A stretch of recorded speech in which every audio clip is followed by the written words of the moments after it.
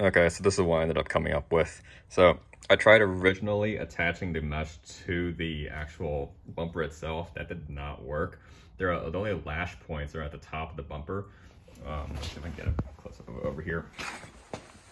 The only real lash points are at kind of the top of the, why is it so damn dark in here? At the top of the bumper, where you can kind of stick a zip tie in through here. There isn't really a pass through here. You can pull the bolt out if you wanted to.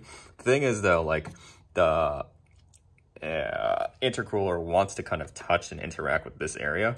Not the intercooler, the scoop near the intercooler. It wants to kind of touch near this area, so you're really not going to be able to lash anything in this zone.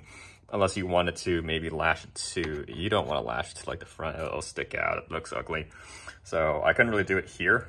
What I ended up doing is I just ended up doing as much as I could on the actual car side of it itself.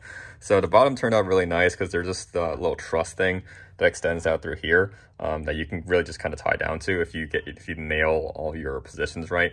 So this is set up so like it's on the left of the tower over here. It's going through one of the truss members over here. So that this entire thing, if I move left or right, it doesn't go anywhere.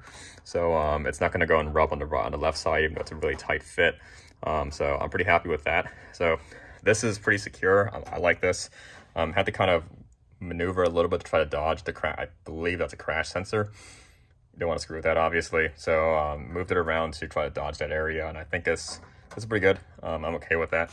All this is really designed to do is like if a rock like decides to fly in here, this should just eat it and take the damage instead of obviously your intercooler, which is a lot more useful compared to this thing over here.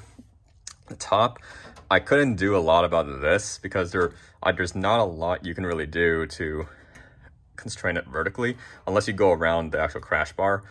There's no hard point that you can really grab onto. There's nothing here. So what I ended up doing is I just took the piece of the Grille Mesh over here, bent it at a little kind of an arch at the top, and I just kind of tied it to the top over here. I tried test fitting the hood. It doesn't care about this. This is fine. So this works out. So I just have to watch this. This can take like a hit.